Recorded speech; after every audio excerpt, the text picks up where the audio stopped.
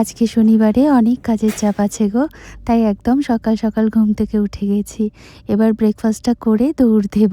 বাইরে কিছু কাজ আছে, সেগুলো কমপ্লিট করে তারপরে যাব স্টুডিওতে। আর তোমরা অনেকেই আমার এই মশারিটা কোথা থেকে কিনেছি জিজ্ঞেস করেছো। আমি এই মশারিটা মিশো থেকে পারচেস করেছি।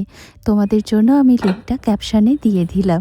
আর গৌতম হালদার আমার অনেকগুলো ভিডিওতে কমেন্ট করে বলেছো তোমার নামটা একবার নেওয়ার জন্য। তোমার নামটা নিয়ে নিলাম। আর ইনস্টাগ্রামের একজন বোন আছো, ব্যানার্জি অনিন্দিতা রয়, তুমি লিখেছো রাত 1:57 দিকে তোমার খুব মন খারাপ হচ্ছিল, তখন তুমি আমার ভিডিও দেখেছো এবং সেটা দেখে তুমি ভীষণ এনার্জাইজড হয়ে গেছো। তোমার এই কমেন্টটা আমার সত্যিই খুব ভালো লেগেছে। আমার ভিডিও দেখে যদি একজনেরও কারোর মন ভালো হয়ে যায়, সেটা আমার জন্য অনেক বড় পাওনা জানো।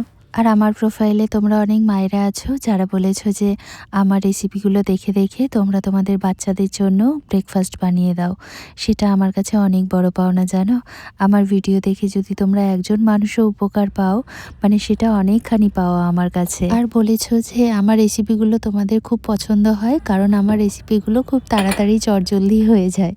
আসলে কি বলো তো, আমার ওপর তো অনেকটাই কাজের প্রেশার থাকে, আর এত কাজের প্রেশারের মধ্যে খুব বেশি রান্না করার কিন্তু আমি সময় পাই না। তাই সব সময় খুঁজে বের করার চেষ্টা করি কোন রেসিপিগুলো খুব তাড়াতাড়ি হয় কিন্তু হেলদি হয়, আর সেগুলোই তোমাদের সঙ্গে শেয়ার করি যাতে তোমাদেরও অনেকটা উপকারে লাগে, কাজে লাগে। তো যাই হোক, আজকে সকালবেলা ব্রেকফাস্টে আমি একটু অ্যাভোকাডো মুস বানিয়েছিলাম।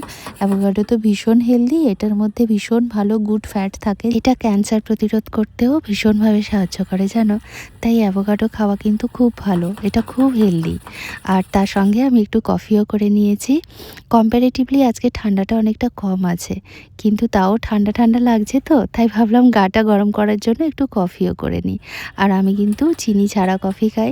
এটাতে তোমরা অনেকজন জিজ্ঞেসও করেছো, বলেছো যে দিদি তোমার চিনি ছাড়া কফি খেতে খারাপ লাগে না? না গো, আমি অনেক দিন থেকে চিনি খাই না, তো ফলে এখন কি হয়েছে বলো তো, না খেতে খেতে না চিনি ছাড়াটাই এমন অভ্যেস হয়ে গেছে যে এখন চিনি দিলে আর ভাল লাগে না। চা বা কফি যেটাই হোক, সেটাই আমার চিনি ছাড়াই এখন বেশি ভালো লাগে। চিনিটা তো খুব একটা হেলদি নয়, তাই তোমাদেরকেও বলবো যতটা পারবে চিনির পরিমাণটা কমানোর চেষ্টা করো। ছেড়ে দিতে পারলে তো আরও ভালো, কিন্তু একদমই ছেড়ে দেওয়াটা একটু কঠিন ব্যাপার। অভ্যেস করতে করতে হয়ে যাবে, তাহলে দেখবে অনেকটা ফিট থাকবে। তো যাই হোক, আজকের ব্লগটা এইটুকু। তোমরা সবাই খুব ভালো থেকো, টাটা।